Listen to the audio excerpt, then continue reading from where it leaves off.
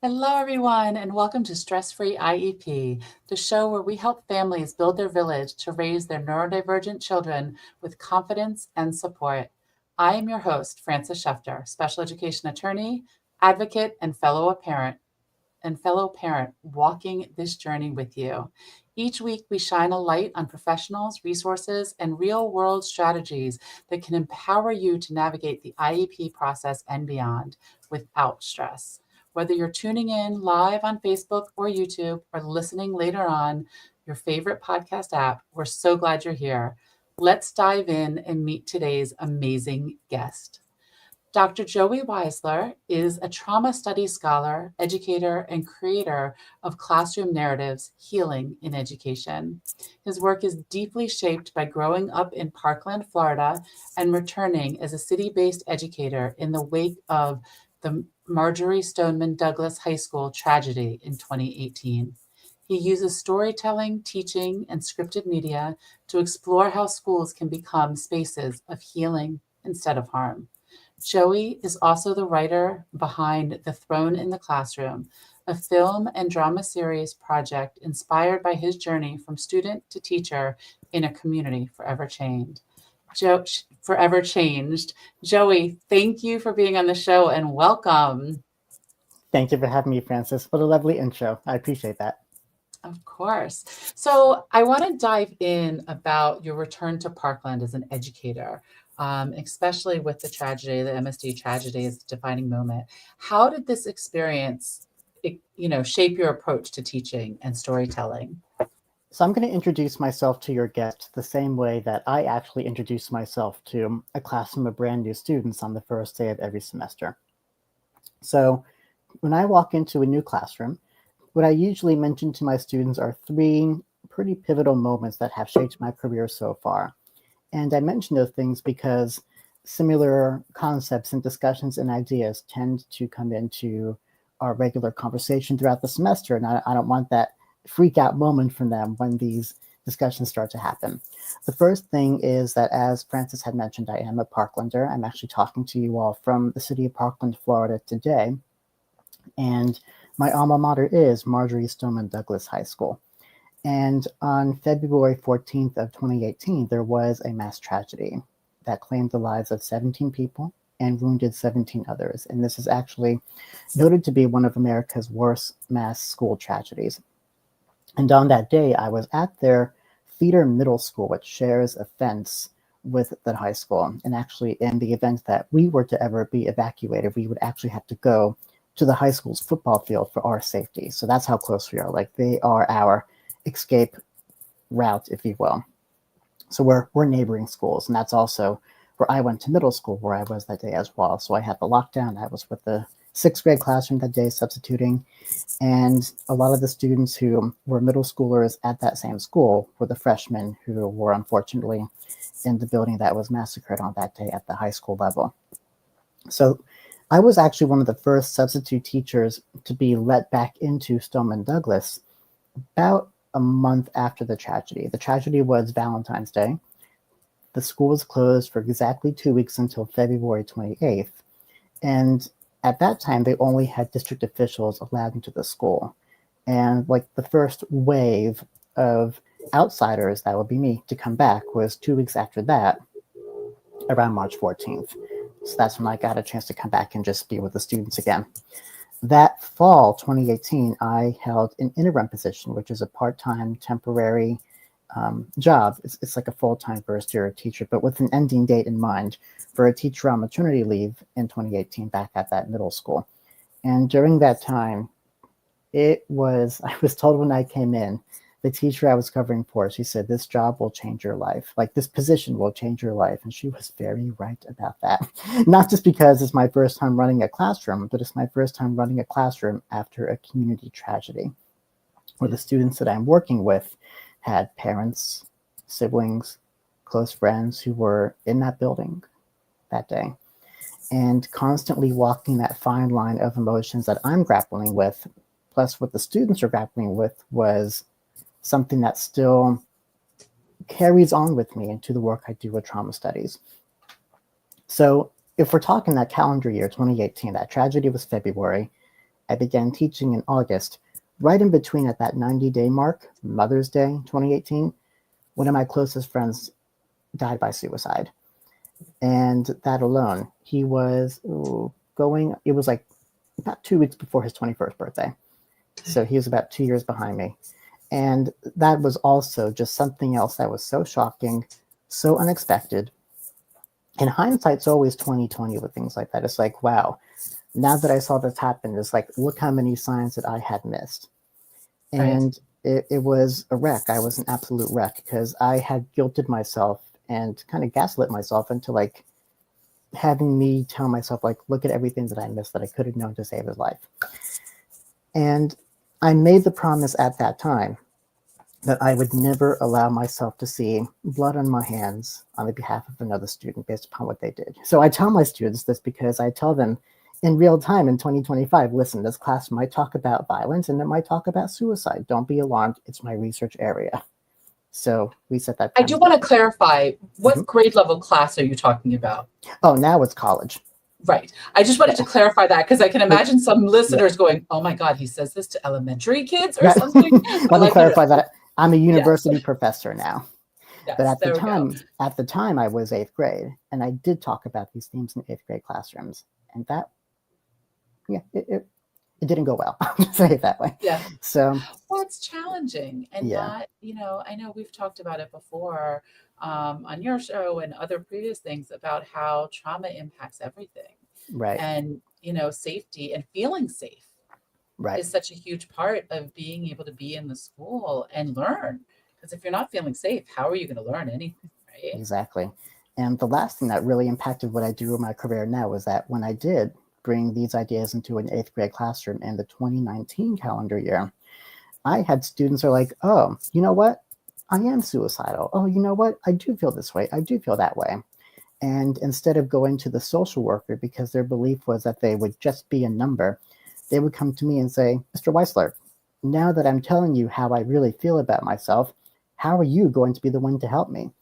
And it really put me in a position where I was going to lose either way. I was either going to cross that line and be the therapist and put my job on the line, or stand down and risk the idea of letting these students act on their intentions, which would then, of course, make me feel guilty like, wow, I just let what happened to my own students, what happened to my best friends. Yeah. And it's not a place. I mean, I know it's challenging being, it's a balance. I mean, we talk all the time about how much teachers, especially in the public school system, are more than just a teacher. In some situations, they're the parent, they're the confidant, they're everything else. And teachers aren't trained to handle all of that No. and how to deal with all of it. And, I part of the reason I left teaching is, there were times I was told, just do your job. What is my job here, to Yeah. educate the children? How am I going to educate the children if they don't feel safe, or if this is happening or that is happening? And it's such a challenge. And, especially in today's world as well, post COVID and the trauma and the stress that all of our kids are still facing because of those experiences. It's so important to become, trauma informed. And so how, like I know you say your approach to teaching and storytelling, like how do you work that into like your storytelling? I do have to pause and make a comment. I was just on social media about a day or two ago, and there was a reel from bored teachers, and they were Mhm. looking at like what the actual job description of teaching looks like. And it's like, oh, you're signing up to be a therapist, you're signing up to be a data collector, where none of that data is really used, nor does it really matter at the end. But it's like if we really knew what we were signing up for.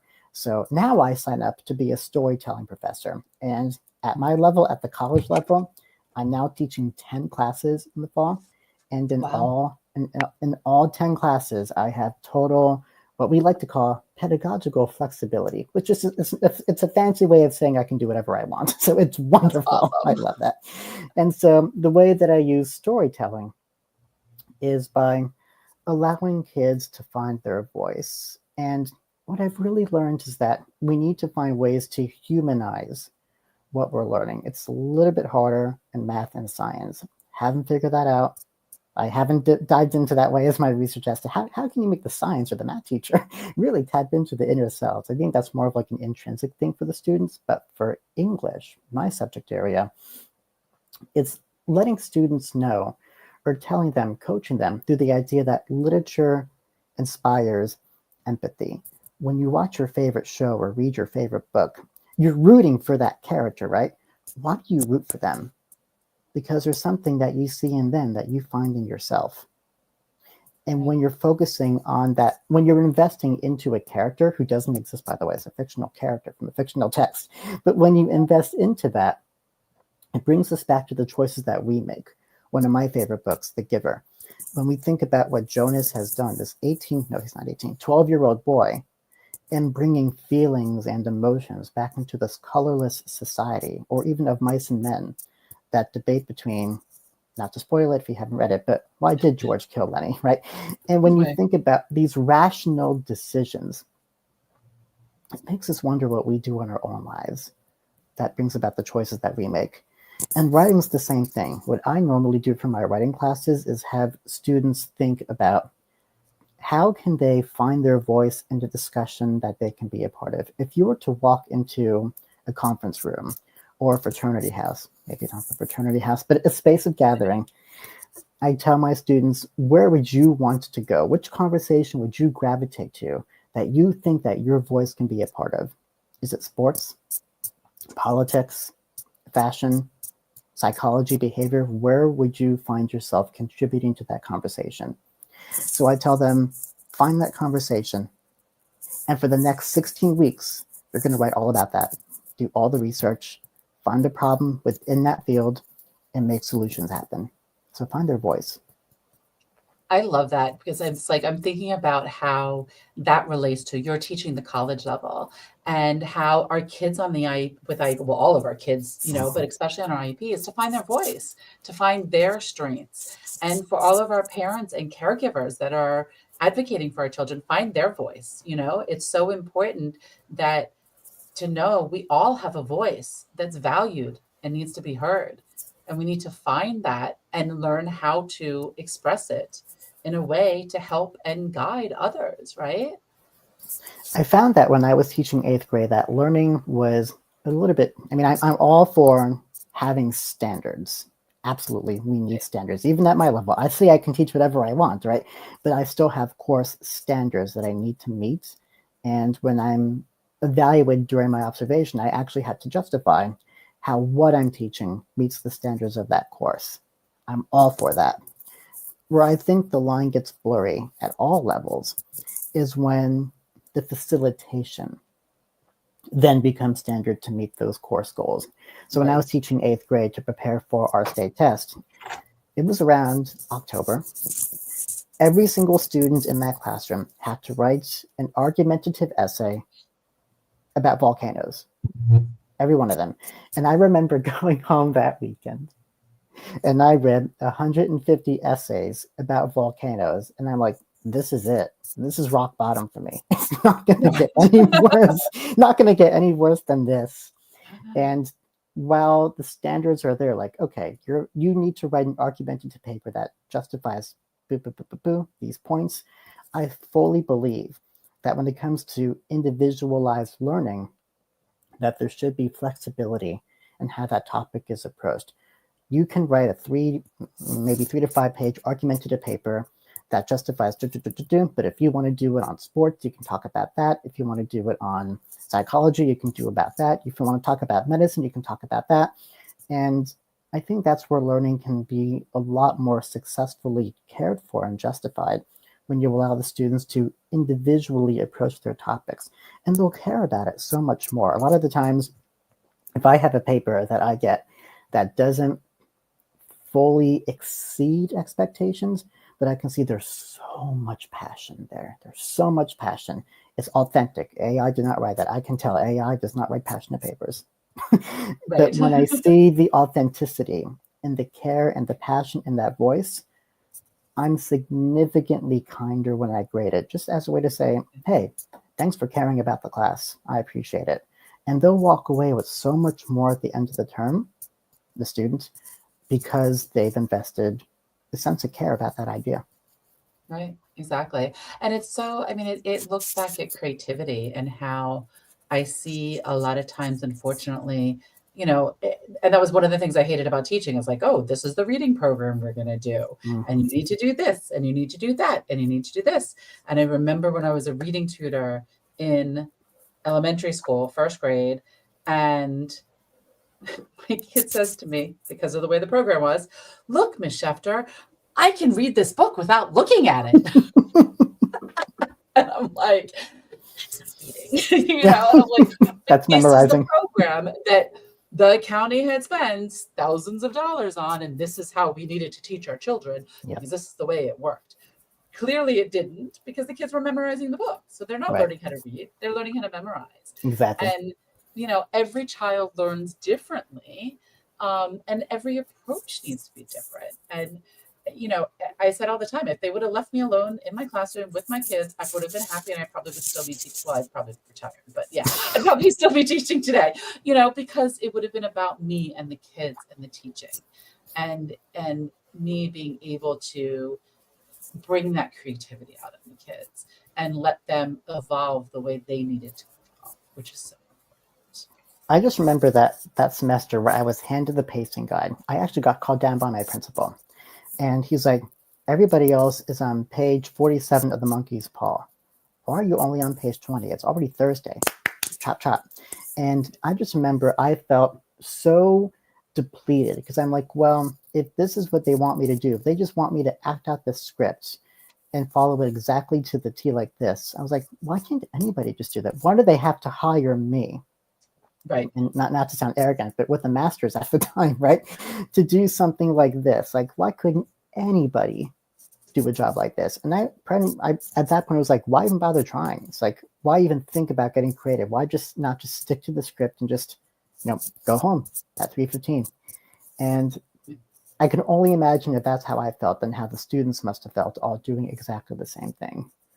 And it wasn't until I had the individual instruction that I could facilitate on my own at college that I was like, okay, now I feel like I mean something to this profession. So I'm sure for students with individualized learning, it might not be until the learning is customized for them with like, wow, now I really feel like I mean something to this classroom. Right. And then I'm heard, and my voice is heard, and then my parents' Exactly. voice is heard. Because, like there's so many times I look at IEPs and the goals are basically rewriting what the Common Core standard is. And I'm like, that's the Common Core standard that every single fourth grader needs to learn. Right. How is that individualized? And they're like, well, we need to relate it back to the Common Core. Yes, you need to relate it back to the Common Core, not regurgitate the Common Core, relate it back. Exactly. Individualize it. Where is this child struggling? What does this child need? How do we need to get them to that level to be able to meet that standard with everybody else? Exactly. So, trauma enforced classroom, what does that look like to you? What small shifts out there? What are little things that educators can do to help get their classroom to a trauma informed classroom? It's very tricky because there's a fine line. And by that fine line, I mean, when we think about trauma informed, it's that fine line in terms of becoming the teacher and blurring into the therapist. It's also making sure that you're not trauma inducing, or I'm gonna ask you to pardon this expression, but I just learned it recently and it actually is a scientific one. They call it trauma porning, where it's like instead of helping a child, you're just exposing them to so much trauma that it's actually triggering them. Like in my first semester of teaching college, I had a semester long broken up. So it's like a couple days here, a couple days there, a couple days everywhere, a broken up unit all about Parkland. And they're watching the survivors speak about those stories. And a couple students came back at the end and like, it helps me think about it differently, but there were triggering moments along the way. And I'm teaching this in the same district as where the tragedy had happened. So thinking back to that, it's like there could be, and I've modified now for a coming semester because that's one of the 10 classes I'm teaching again this fall. There's different ways to go about that without constantly exposing them to that inducing material. So the one thing I should mention is that trauma informed does not mean showing trauma all the time.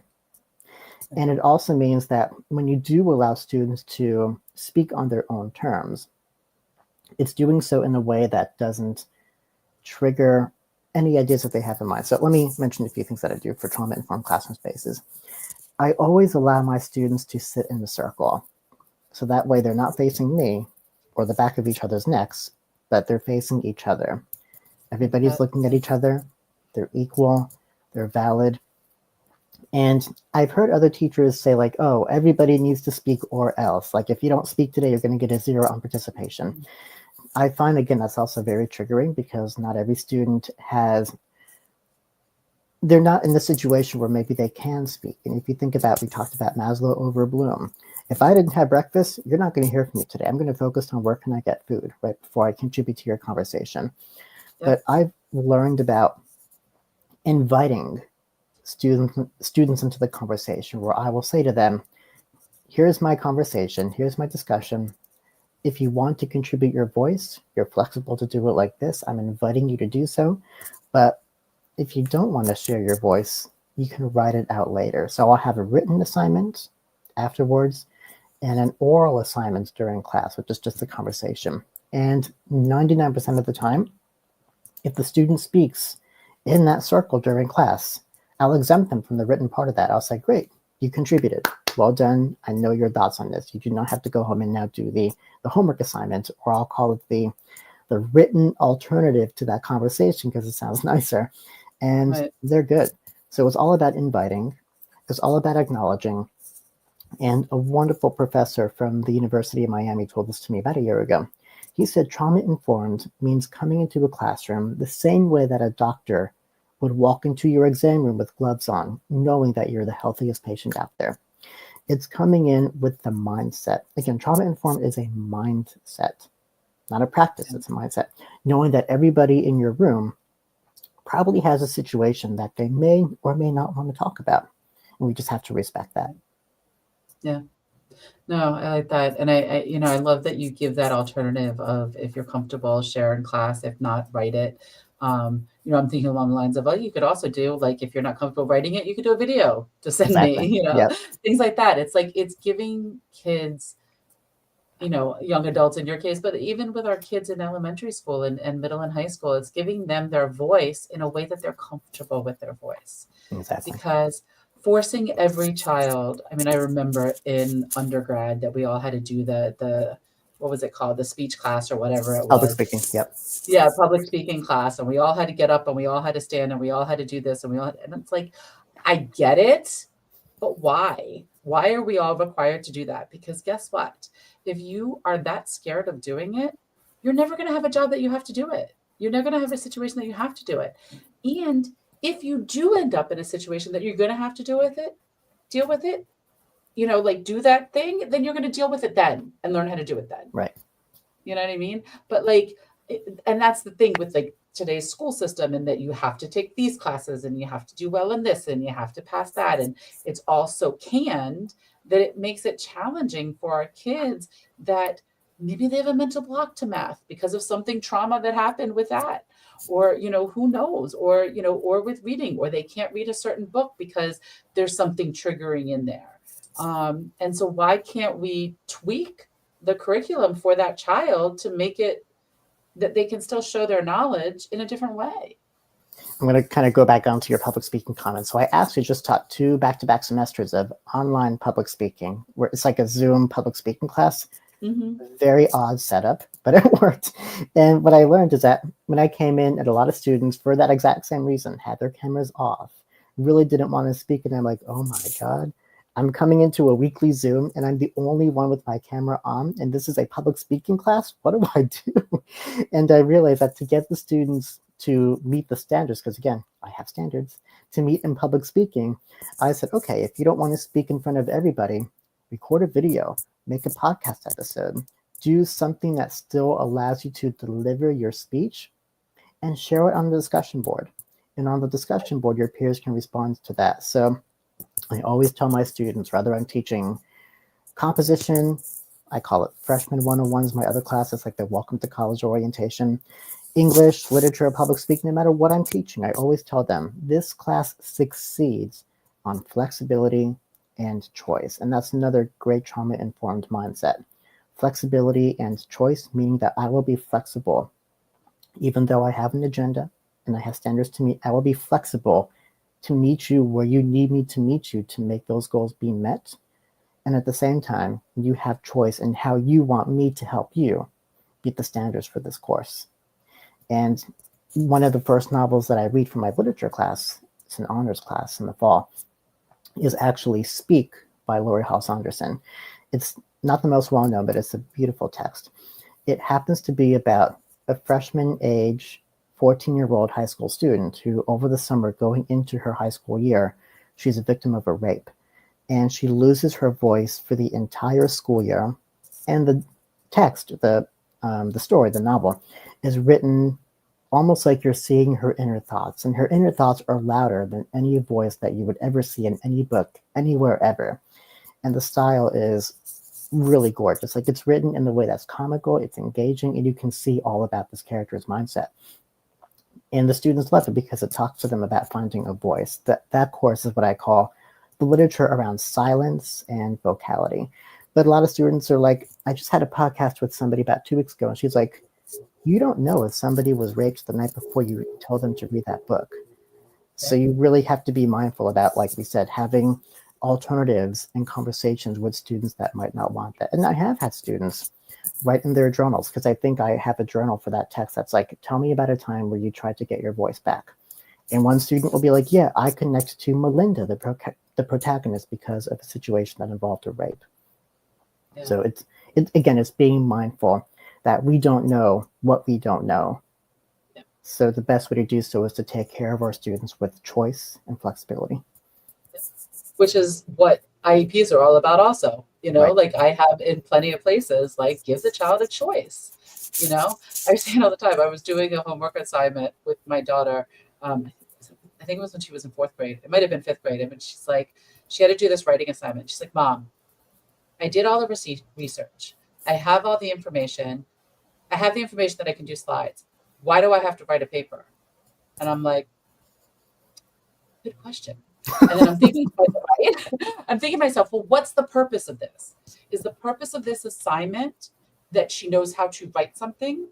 Or is the purpose of this assignment that she knows how to research and, you know, digest the information and give it back? You know, what's the purpose? If the purpose is that she needs to prove that she can do something written, okay, that's fine. I can understand that. But if the purpose of the paper is for research, why does she have to write a paper? Why can't she just do slides? You know, exactly. And that's the whole thing of that flexibility that's so important for our kids to know, whether it's trauma or not trauma, whatever it is, it's just giving the kids flexibility. Because I know if we force kids to do too much that they don't like, they're going to start not liking learning. Exactly. Go ahead. I was just going to say, that's scary. Yeah, I always tell my students that my favorite word that I use probably more often than I should is yes. Because yes, as in, if they're whatever they come forward with me in terms of how they want to customize their learning for my class, I'm 99% going to be on board with it. It's like when they start to go a little bit like, woo, it's like, okay, let's pull you back into the orbit. I have done that a couple of times, but I'm almost always going to say, yeah, go for it. I'd rather them try something for the class and not fail as in get an F, but fail gracefully at the attempt to do so, rather than try something that is so standard that they're going to leave in May or in December at the end of the term, be like, boy, I just got nothing from that. To me, that's my worst nightmare, for a student to come back and say, yeah, I got nothing from that. Right. And letting them fail is a big part of growing up. You know, of like, you know, I say it with my daughter, she has these outlandish ideas of things she's going to invent and create. And I never say, oh my God, that's impossible. I always say, ooh, I wonder how we can make that happen. You know what I mean? Like, give her that chance, because I don't want to squash the creativity.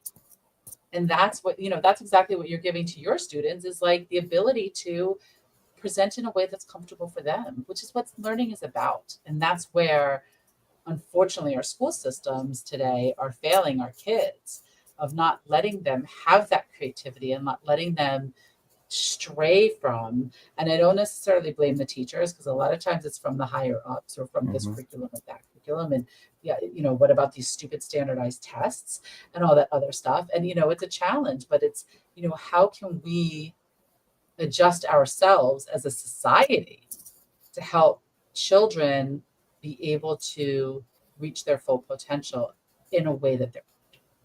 I agree. It's definitely a societal issue. It's not a teacher issue. A lot of teachers go into this profession as pedagogists. That's my belief. That's what I've witnessed. We go in as pedagogists, and the pedagogist is somebody who wants to get creative and do all the fun things that we think about as the teacher role in the classroom.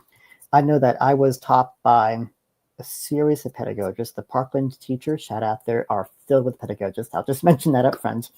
And I always tell them, I'm mad at them. I'm mad at all of them. Because all the time, they convinced me that that's what teaching looks like. Right.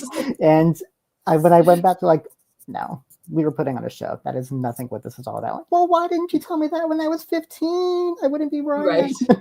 So they convinced me that that's what that looks like. When you go into pre-teaching programs, those courses are so pedagogically focused. We were pushed. Like I had a whole lesson plan due on my last day, a portfolio of the coolest lessons I could ever come up with. Like, woohoo, I'm going to go into my classroom in the fall. I'm going to be teaching all of these. Those were never to be seen again. Not one of them. And that's the problem, that we put these really creative thinkers in the most standardized boxes possible. And it's not their decision. It's not their doing. That's not what they want to be. It's really about the system and society. And of course, like if we look at those memes where it's like, what I think I do, what my friends think I do, what society thinks I do, society sees us as the superhero. And that's another major emphasis that I have to lean on. That difference between you're being taught by a superhero, which is really damaging, and that's why the burnout is so rampant in the field, versus being taught by the caregiver, who that's just somebody who is a caring person who has the best interest of the child at heart, but they can't work magic. They can't make miracles. That's a lot more practical, and we don't emphasize that enough. So to get the system to where it needs to be, it starts with this thinking. We need to see the teachers as creative caregivers who have the best interest of children at their forefront. And until leaderships, until politicians, until decision makers, the systems, the district, until everybody on board understands what that looks like, as long as we keep holding on to this obsolete pop culture image, we're stuck. Yeah, that's so true. I want to talk about a little bit, you have a series, The Throne in the Classroom, right? And a podcast, Classroom Narratives. And both of them talk about the emotional lives of teachers and students. Why, tell me more about those. So I'll mention this. So, chills. The Throne in the Classroom. Yeah. I never envisioned myself when I was in high school. I always had one dream growing up, just one. I wanted to teach at an alma mater. Middle school, high school, college. I'm actually teaching in the fall where I got my PhD, so that counts just as well. I've been there since I actually, my first day of teaching there was the day I began my program for the PhD, so it's all been entangled. But that's been my number one dream. And I always thought, wow, I'm going to go back to that alma mater, probably middle or high school to start with. That was my vision. I never saw myself teaching college to begin with. After I started, it's like, I have no choice. I got to get out of the system. But when I was teaching in K-12, I always thought, I'm going to walk into my former classroom. They're all going to love me. I'm going to be celebrated. And when I retire, when I'm 60 years old, it's going to be like Mr. Holland's Opus, where thousands and thousands and thousands of students will be there, hosting a banquet, all from me. Of course. I can tell you there will be no banquets. There will be no large gathering. And I'm very, very lucky if even just a handful of students still remember me. That's just to be very transparent. And most of the time, if they're listening, I'm sorry, but it's the truth. Most of the time, former students only reach out to me if they want a letter of recommendation in that moment. So only if they need something. At least they think of you, right? They remember you as like, this person might be a good one. Yeah. I am touched because like, oh, they remember me, but it's rarely just to say, hey, here's an update on my life. I'm thinking of you. It's rarely like that. When I walked into my first classrooms, I left every single day in tears. And I just remember there was one, because again, this is after the tragedy. My friend had died by suicide. So I'm grappling with the personal emotions. Right. And I'm still every single day balancing with the students' emotions that as a first month teacher, first semester teacher, I had no training on how to handle that in full, other than try and use this experimental lifeline of other teachers who, quite frankly, were kind of like poking at me. My own former teachers are poking me like, you're so new. Go home, have wine. Like, I will never drink wine ever. they kind of got that rise out of seeing me really struggle, and that hurt me the Yeah. most. I would just go home every single day, so depleted. I cry myself to sleep at night. At first, I come home and take a nap. When I got up at 11 o'clock at night, then I would cry all night and try and go back to bed at 3:30 in the morning to get up at 6:30 and try it again.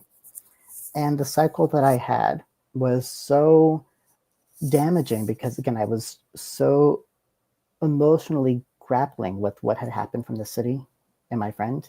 And now working through this classroom for the first time, it's like thrown in the classroom. Again, it's not this trauma inducing, but it's this real conversation like, yeah, we don't know how to take care of our teachers. It's that question of how do you help the leader when the leader can't help themselves? Because when I was working through as a student, I always thought every single one of my teachers was perfectly a-okay. And there was one time at some point in 2019, so now I'm in my first full time of teaching, my first year mentor came into my classroom and she was like, yeah, you don't need a classroom right now. You need a therapist. Like, you need to be far away from these kids in therapy because, she said, because you're probably only in this job because you're guilty that you think you killed your friend. And the Wow. way that she worded that, it made me feel so much worse. Like, it Yeah. almost validated what I had gaslit myself into thinking a year prior, just not that I was feeling a little bit better from that. Mm. And that's what the throne of the classroom is. It's like almost like this behind the scenes of teaching, of things that we don't really see or don't notice from our own teachers. When you think the teachers are okay, they're not. And one of my favorite teachers of all time, I ended up being her next door teacher neighbor in my interim job. She was the best teacher, had the best strategies, made me love our subject. It was Spanish. And in my first year of teaching, my room was right next door to hers. So when they were playing games and having fun and screaming and yelling and learning Spanish through all these kinesthetics, I'm like, yeah, that's who I want to be, but I'm not like that.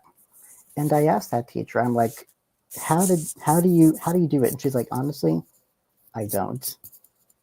I don't do it. Like, what you see is the front stage, but the backstage is so different. Wow. And that was like a major awakening because, like, I always said I want to be half the person she was. And for her Yeah. to say that, like, this is not what it looks like, it's like, I wish I knew that Right. so What's going so on the well back end? before. Yeah, Yeah. Yeah. Wow. Yeah, it's scary. Yeah, I don't know. Thank you so much. Like this has been like definitely one of my different shows, but so important, especially in today's world, in trauma informed, and that as parents, we need to remember what our teachers are going through and what the administrators are going through and what everybody else is going through. And it's so much more complex absolutely. And that's than what the we film of the want. Yeah. classroom does. In all these different Hollywood films, Dead Poets Society, Freedom Riders, right? Dead Poets is different because the teacher still fails gracefully, but he does so with honor. Freedom Yeah. Riders, To Serve with Love, Dangerous Minds, all these awesome pop culture films hail these teachers as the superhero. They always fight admin. I Yeah. always fought admin. I was their number one for things like that. They Yeah. always fought admin, but they always won their battles every single time. The students bowed to them. They always won them over, and the ending was always so triumphant. And I look at these endings and I'm like, that's just not fair. You know how my ending happened, Francis? I left. That was my ending. Yeah. Thursday, December 12th, I walked out. Friday, December 13th, there was a new teacher in that room. I was never heard or seen from again. That Yeah. was my ending. And I didn't talk to those students until they got to college. They were eighth grade. Yeah. And I look at And those that's movies. Yeah, I I was look gonna at say those movies. the Yeah, movies make it seem like, oh, look, if the teacher tried hard enough. But what they don't exactly. show is in reality, if a teacher did most of what that teacher did, defying admin and all that other stuff, they would have been involuntarily transferred Exactly. in a Yep. heartbeat or Exactly. fired, depending on where they were, or, or Exactly. who knows what. And it's like, and it's so hard because I know teachers, because we started that way as teachers with that heart of just wanting to care about the kids. But unfortunately, the system doesn't let us do that Yeah, to the level we need to. exactly. And so the Throne of the Classroom and the Classroom Narratives podcast in combination, both saying, how do we take care of the leader when the leader was struggling? And not only that, but when the leader was struggling, how can they rebound, find their voice, survive that, and go forward to still help others like they wanted to do to begin with? Yeah, that's so true. Thank you so much, Joey. I so appreciate you being on the show, sharing all of your wisdom with our listeners. Now, if somebody wants to get in touch with you, what's the best way to reach out? Be Absolutely. like, whoa, wait, I want to see, learn more. Thank you so much for that. I'll just mention that I absolutely love talking to people. Whenever I get a message like, hi, I just want to introduce myself, it's like, I just won the lottery. So I'm always open to hearing from people. Thank you to anyone in advance who would love to be in touch. I'm looking forward to that conversation. The best way is through my website. I'm hopeful that it will probably be in the show notes. It's josephweisler.com. And that's the best way. There's links to my work on there. I think my dissertation should, at least the abstract is on there. The whole 300-page dissertation just published should be on there hopefully by the start of fall. And my works are on there, creative, research. It's a one-stop shop. That is so awesome. Thank you so much. My pleasure. Thank you for having me. Thank you all for joining us on this episode of Stress Free IEP. We hope today's conversation gave you new tools, insights, or just a little more peace of mind as you support your neurodivergent child. Don't forget to subscribe so you never miss an episode. And if you found this helpful, please share it with someone in your village. You can always learn more and connect with me at schefterlaw.com or follow along on social media. Until next time, remember, you do not have to do this alone.